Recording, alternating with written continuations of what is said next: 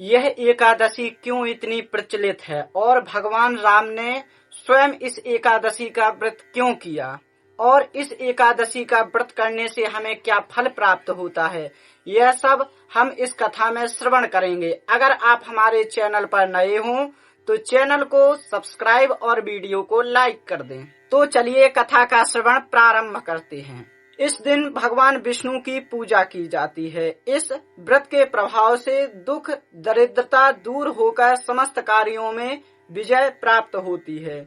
इस व्रत को करने वाला व्यक्ति किसी काम में विफलता का मुंह नहीं देखता है, क्योंकि इस एकादशी का नाम ही विजया एकादशी है। जो व्यक्ति इस एकादशी का व्रत करता है उसे हर काम में विजय प्राप्त होती है और जो भी वो काम करता है जीवन में, जिस काम के उद्देश्य से वह इस एकादशी का व्रत करता है, उसको उस काम में जरूर ही सफलता मिलती है, क्योंकि इस एकादशी का नाम विजया एकादशी है। कहते हैं फाल्गुन कृष्ण एकादशी के दिन ही भगवान राम लंका पर आक्रमण करने के लिए समुद्र तट पर पहुंचे थे। जब समुद्र ने राम को पार उतारने का मार्ग नहीं दिया तो उन्होंने समुद्र तट पर निवास करने वाले ऋषियों से उपाय के बारे में पूछा। तब आपस में मंत्रणा करके ऋषियों ने कहा, हे राम, आप तो अनंत सागरों को पार करने वाले हैं, सर्वशक्तिमान हैं, फिर भी जब आपने पूछा ही है तो सुनिए। हम ऋषि मुनि प्रत्येक काम को शुरू करने से पूर्व व्रत और अनुष्ठान करते हैं। आप भी फाल्गुन कृष्ण एकादशी का व्रत कीजिए। इस व्रत की विधि हम आपको बतलाते हैं।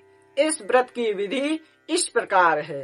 10वीं तिथि को एक मिट्टी का बर्तन लेकर उसे पवित्र जल से भरकर सप्तधान 7 प्रकार के अनाज पर स्थापित करें। उसके पास पीपल, आम, बड़, पाकड़ और गूलर के पत्ते रखें और मंगल दृश्यों से सजाएं।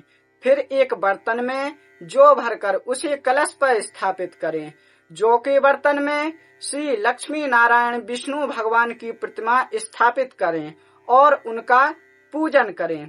इस तिथि को 24 घंटे भजन कीर्तन करके व्यतीत करना चाहिए। रात्रि जागरण के पश्चात प्रातःकाल जल सहित कलश को सागर के निमित्त अर्पित कर दें। द्वादशी के दिन अन्न से भरा घड़ा किसी ब्राह्मण को दान दे। इस व्रत के प्रभाव से समुद्र आपको रास्ता दे देगा और लंका पर विजय भी प्राप्त होगी। बस उसी दिन से इस व्रत एवं एकादशी की पूजा का प्रचलन शुरू हो गया। इस कथा का श्रवण करने से हमें पता चलता है कि जो व्यक्ति विजया एकादशी का व्रत करता है उसे हर क्षेत्र में विजय प्राप्त होती है। स्वयं राम भगवान ने इस एकादशी का व्रत करके रावण को युद्ध में परास्त किया, विध्वंस किया और रावण से विजय प्राप्त की, क्योंकि इस एकादशी का नाम ही स्वयं विजया एकादशी है, जो हर क्षेत्र में आपको विजय दिलाएगी। आज के लिए इतना ही। जय श्रीमन नारायण मित्रों।